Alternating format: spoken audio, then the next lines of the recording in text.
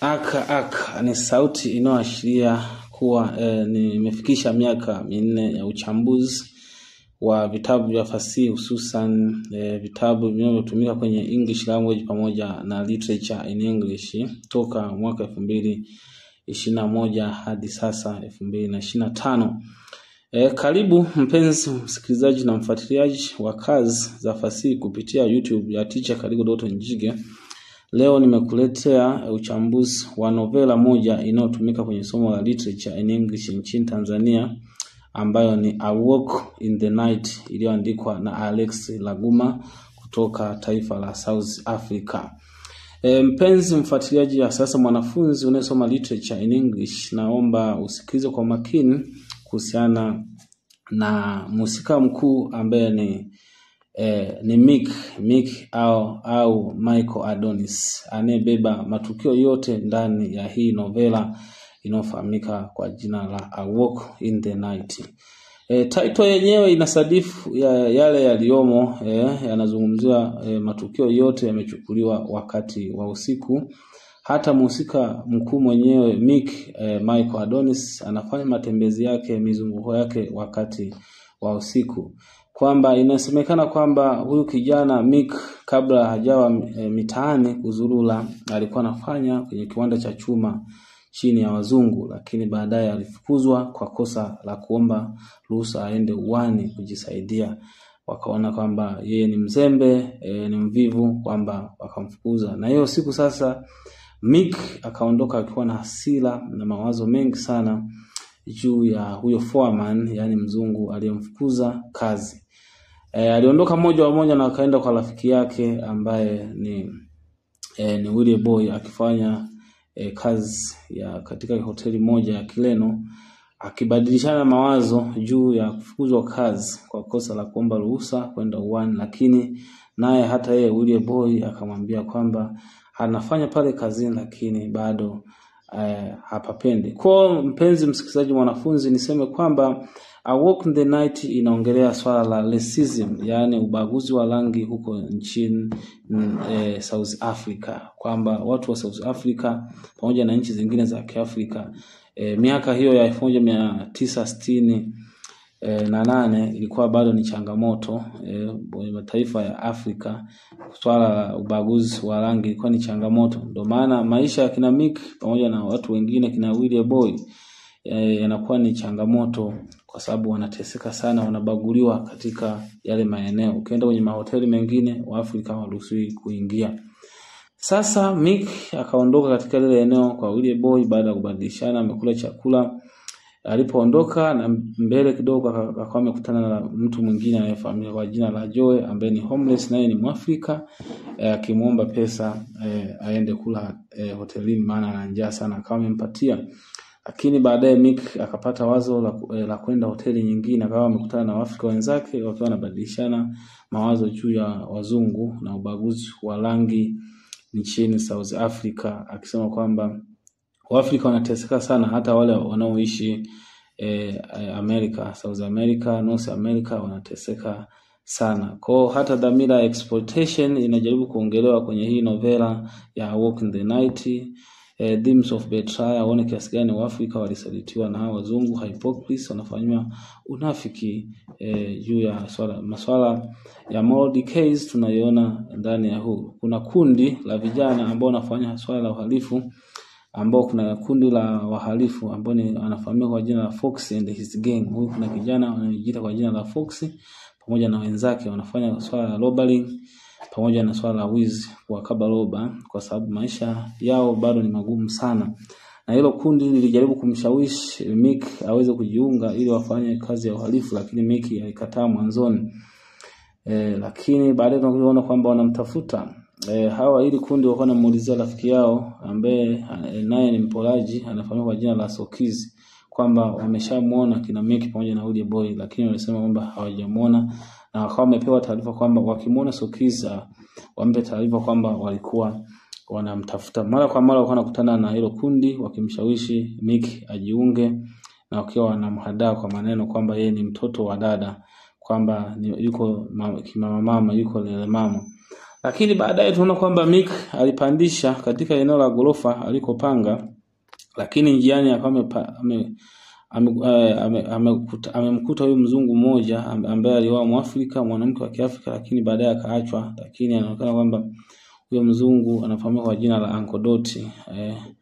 Uncle Dotty alikuwa ni mzungu, pia alikuwa ni msanii miaka hiyo ya nyuma, lakini baadaye amekuwa fukara, amekuwa maskini, anateseka, akiwa analia, amelewa, akiwa anakunywa wine, ameshikilia mkononi. Lakini baadaye Mick akawa anamsaidia, lakini Uncle Dotty alikuwa bado anamtukana, na akiwa ananyamazishwa na Mick atulie, lakini hakuweza kutulia. Lakini Mick akawa amekasirika, alikuwa na stress za kufukuzwa kazi, na akachukua chupa ya wine na kumpiga kichwani huyo Uncle Dotty. Kumbe hapo hapo akapelekea kifo cha Uncle Dotty. Mick alichukua ule mwili na kuweka chumbani, kwenye chumba alichopanga Uncle Dotty, na kujifungia ndani. Lakini baadaye sasa usiku huo tunaona kwamba huyu kijana Willie Boy alifungasha safari kwenda kwa Mick kuomba pesa kwa ajili ya kujikimu kidogo. Lakini alipofika pale kwenye mlango wa Mick akawa amegonga sana, lakini Mick hakuweza kufungua. Akaangalia sasa kwa jirani ambao ni Uncle Dotty, mlango ulikuwa umeegeshwa. Alipoingia ndani na kukuta ule mwili kwa chali, akawa ametoka kwa mbio akiwa anakimbia. Katika kushuka gorofani akakutana na mtu mwingine anayefahamika kwa jina la John Abraham ambaye ni Mwafrika mweusi. Akamwomba kiberiti na kuvuta sigara akiwa anashuka kwa haraka akikimbia. John Abraham alimuona akiwa anatokea chumbani kwa Uncle Dotty. Lakini pia kuna binti mmoja alimuona ule boy akitoka katika ile chumba cha Uncle Dotty akikimbia, akabidi aende kwa kuchungulia kitu gani. Baadaye akaona mwili wa Uncle Dotty ukiwa chini, akapiga makelele sana, mae, akapiga ile kelele ikiashiria kwamba Uncle Dotty amekufa. Sasa watu wakajazana baadaye pale wakiwa wanawaza kitu gani kilichotokea na nani aliyesababisha kifo cha Uncle Dotty. Wakawa na discuss, na yule binti akaelezea kijana amemwona amevaa shati la njano, huenda atakuwa ndio huyo Willie Boy. Sasa na John Abraham, baada maaskari polisi wamekuja pale lile eneo na kuulizia kupeleza, lakini tunaona kwamba huyu Mwafrika anayesaliti Waafrika wenzake anafahamika kwa jina la John Abraham, anatoa siri kwamba ni Willie Boy amekuwa amevaa shati la njano. Sasa tunaona sasa maaskari wameshapata zile data lakini Waafrika wengine walianza kumhadaa John Abraham na kumwambia kwamba usiwaambie kitu chochote hawa, maana wenyewe wamefanya uonevu mkubwa katika taifa letu. Hakuna haja ya kuambia chochote, maana ataliyeuliwa ni mzungu. Hata Michael Adonis akiwa chumba chake alikuwa hajutii sana juu ya kifo cha Uncle Dotty, maana ni mzungu pia, umri umeshaenda sana. Lakini baadaye tunakuona kwamba hawa General Inspector hawa maaskari polisi ambao tunaona kwamba ambao kina Andres pamoja na askari polisi mwingine ambao wanafahamika kwa jina la kina Lahati, Uncle Lahati, ambao tunaona Lahati, Constable Lahati, Constable Lahati ambaye ni askari polisi pamoja na Andres wanafanya zile pelelezi.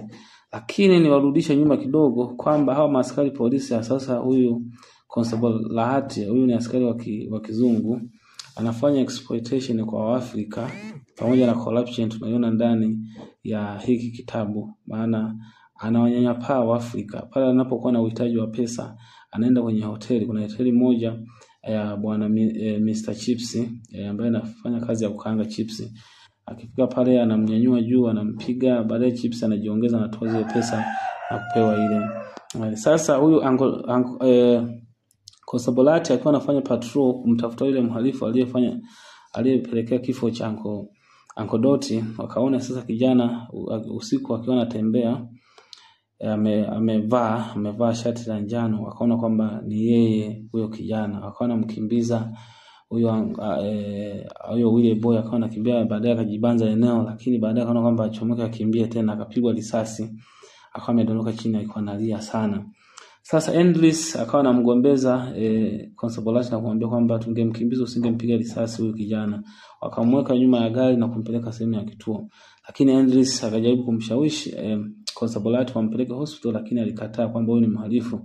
Akawa anajitetea huyu kijana Willie Boy kwamba hajafanya uhalifu yoyote, lakini kwa msikilize, wakapita katika eneo maduka na hoteli za Kileno wachukue sigara avuta, lakini tunaona kwamba mwandishi anaona kwamba Willie Boy alikufa akiwa kwenye gari. Watu wakahuzunika sana Endris na ule sasa kwamba Willie Boy amekufa na hakuna Willie Boy hajashiriki kwenye kumuua Uncle Dotty, lakini aliyepelekea kifo cha Uncle Dotty ni Mickey mwenyewe.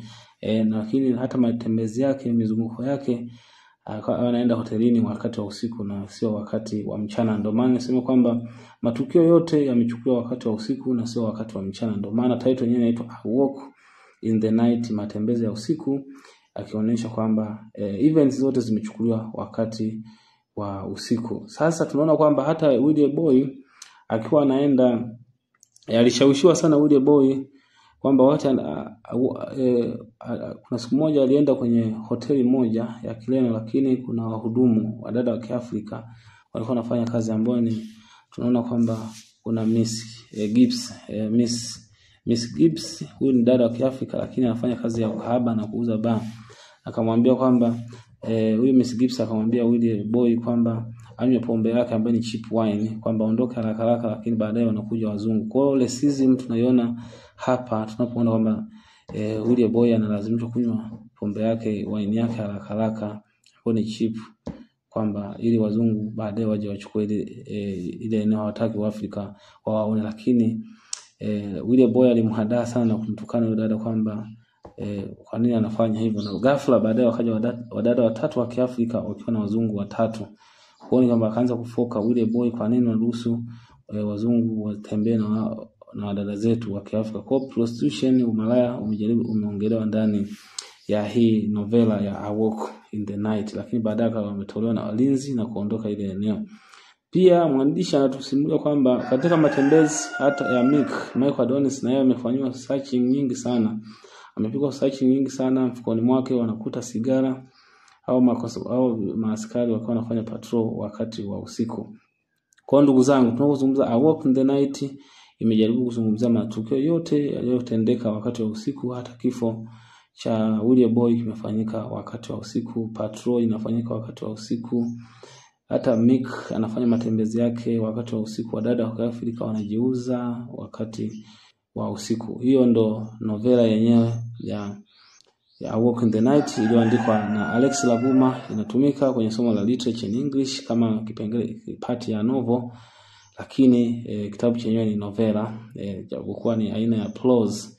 Kwa mpenzi msikilizaji, mwanafunzi unayesoma literature in English, nafikiri umeshaelewa. Mwisho wa kitabu au chapter ya 19 tunaona kwamba mwili wa Uncle Dotty unapelekwa kwa ajili ya mazishi, na mwisho wa kitabu tunaona kwamba Mick alikubali kujiunga na grupu la wahalifu ambao Fox and his gang, na hiyo siku walipanga kwenda kuwafanya mashambulizi wizi. Lakini tunaona kwamba kuna kijana mmoja ambaye ni mwema kabisa, anafahamika kwa jina la Joe, ambao wanamuita ni homeless, kijana ambaye alibaki mjini, lakini wazazi wake walihamia vijijini kwa sababu ya maisha magumu. Yeye akabaki mjini, walikuwa wanamuita ni homeless person, kwamba ni kijana ambaye hana kwao, kwa sababu wazazi wake walishindwa hata kulipa kodi. Kwa hiyo maisha ya mjini yamempiga. Kwa hiyo dhamira of poverty kwa bado ni changamoto katika taifa la South Africa. Exploitation tunaiona kiasi gani Waafrika walikuwa wanakandamizwa kupitia hizo kodi. Ndio maana kijana Joy alikuwa anamshawishi sana Mick asijiunge na grupu la wahalifu, kwamba awe kijana mwema. Kwa hiyo Joy anaonekana ni kijana mwema ambaye hataki kujiunga na swala la uhalifu. Lakini baadaye Mick akamtukana na kumwambia kwamba wewe nani nishauri kila jambo. Lakini mwisho wa siku Mick alijiunga na hilo kundi la wahalifu. Pia tunaona kwamba hata Willie Boy kabla hajafa, katika akiwa na harakati za kukimbizwa na askari polisi, alikuwa amejibanza, akawa anakumbukia kipigo kimoja ambacho kishaitokea miaka nyuma kidogo. Yeye mwenyewe alishapigwa na mama yake. Pesa za gazeti akanunua samaki. Pia anakumbukia mama yake alishapigwa moja, yeye pamoja na mama yake na baba yake. Kwa hiyo anakumbukia kwanza kipindi anakimbizwa, akifikiria kile kipigo kwamba atapigwa kama wale watu. Lakini mwisho kabisa nizungumzie maisha ya mtu mmoja anafahamika kwa jina la Frank Lorenzo. Swala la umaskini, poverty, ni Mwafrika ambaye anapitia changamoto kubwa sana, na watoto 5. Pia mke wake anaripoti mtoto mwingine wa 6 anaanza kumhadaa kwa nini asitumie kinga ili asiwe na zaazaa sana. Lakini hata mazingira anaoishi kwamba anaishi kwenye chumba kimoja, huyu anatumia shuka moja, dhamira ya umaskini. Kwa hiyo ni kiasi gani watoto wengi anatumia shuka moja na chumba kimoja, hata maji akihitaji ya kunywa anaenda kukinga kwenye mabomba yale ya chooni. Kwa hiyo ni hata mazingira anaoishi bado sio mazuri sana. Kwa hiyo niseme kwamba huo ndo mwisho wa uchambuzi wa hii novela inayofahamika kwa jina la A Walk in the Night iliyoandikwa na Alexi Laguma huko nchini South Africa. Na kuomba usubscribe, like, share and comment chini ya hii video. Na kuomba sana ushare kwa wenzako ili waweze kujifunza. Asanteni sana.